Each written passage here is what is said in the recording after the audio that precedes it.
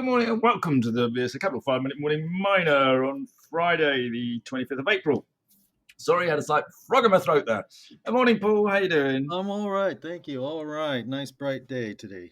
Oh, yes, and the weather's hotting up. I have my annual ARM lunch today. Nothing to do with mining, but it's ARM was a company which I helped float way back in the 90s when it was actually dual listed NASDAQ and London. And I have an annual, it was on April the 17th, we floated it actually, back in the 90s. And so it's an annual get together with Sir Robin Saxby and the team and the other salesman who, with me, promoted ARM in those days. Probably one of my most successful times when I turned a very small company into a very large company. Such a shame it's not listed in London now. But anyway, that's not mining. That's technology. Right, let's turn to today. There are a few bits and pieces worth talking about actually. But just quickly before we get on to the news today, I do notice that Jeremy Russell has stepped down as chief executive of Cornish Lithium. He's moved to executive chairman. There's a new chief executive.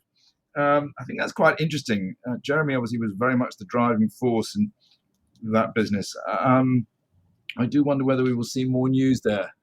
I think my views on the company are pretty well known. Lithium's very, very tough. And of course, Imri's own the majority of the English iron clay pits there. But I would quite like to meet the new CEO. If he happens to be listening. I'll be down in Cornwall a lot this summer. I also noticed that Cornish Tin is trying to do a fundraise at the moment. Not that Sally Norcross-Webb has approached me, but I know she is approaching a few brokers because I hear it. They all ring me up and say, "What do you think, Andrew?" Because they know I follow the space so closely. So she has rung a few. Whether she's thinking of floating, I don't know. Always used crowdfunded up to now, but obviously there is a lot going on in Cornwall at the moment. Cornwall and Devon, of course. It's all looking actually very interesting, but it needs properly managing. Anyway, there you go. A bit on the old Cornish mining industry. Right, let's turn to some news today. Two probably worth highlighting. One is Premier African Minerals have raised about £1.5 million through CMC Capital Markets as a sort of bought deal type thing at 0.035. That's 4.5 billion shares. There's not much one can say about it. I mean, we all know they need money. They still will need money. That what they need to do is get the Zulium lithium plant into production by tweaking a few bits and pieces. And obviously they've now got a non-binding interest from Glencore.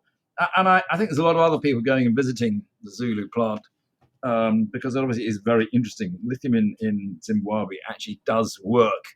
So, I mean, watch this space really. I think there's going to be a lot more news. It is probably the most liquid stock on the London Stock Exchange. So it's always interesting. So that's that one. And the other one that caught my eye this morning was our final figures from Altyn Gold, didn't we, Paul? The Kazakhstan gold company. And obviously, with the gold price where it is, they're performing rather well. But talk us through those, Paul. Yes, that's right. In Altyn's case, it's full year results and really good performance here on the lost time injury frequency. Just no injuries at all in the last 4 years reportable from Altyn's operations there in Kazakhstan. So that's a good result for sure. They continue to target full year production of over 50,000 ounces for this calendar year, and that would be a 60% increase over the past 2 years if they achieve that. And their long-term operational focus is to maintain a stable milling processing rate of 83,000 tons a month. Their turnover for this last year increased 46% to $94.5 million, and their average gold price achieved was up by 24% to US $2,441 an ounce. Post-tax profits up 133% to $26.4 million.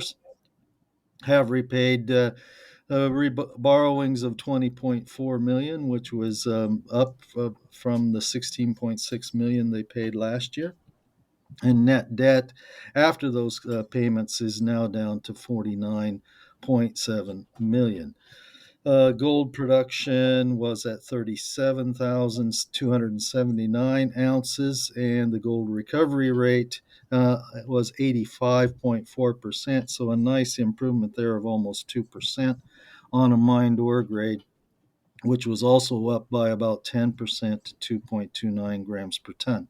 So all the numbers are in the right side of the green column here, or green as far as better column for Altyn for sure. Yeah, look, I mean, I think it's quite an intriguing one. This really, I mean, they've just obviously, phenomenal figures. Actually, that should be even better this year, Paul, shouldn't it? I mean, we don't forecast it, but with the gold price going the way it is, it's highly geared to it. It should be a pretty amazing year, to be honest, shouldn't it? I mean, it's only 100 million market cap. With those sort of numbers, I don't think they're going to go private, but they should take private really and just run it privately. Maybe I should give Ida a call and suggest it to him. So I don't know. I think this is it's very interesting. I mean, there aren't many independent shareholders. There's one big shareholder that owns such a big chunk of it all. It's probably one of the most illiquid stocks on the market if you compare it with Premier African Minerals. But it's clearly absurdly cheap now. They do have ambitions, I think, certainly in Kazakhstan. 100 million market cap, that's pretty sensible market cap, producing a lot of money. It's pretty interesting, isn't it? Yes, it is. There is a scope for further scale to be developed in Altyn for sure. So yeah, all right. Well, maybe I'll give Idar a call later and see what he's really up to. Should I, Paul? Okay, that's those two. It is Friday. Do you want to talk about anything else, Paul?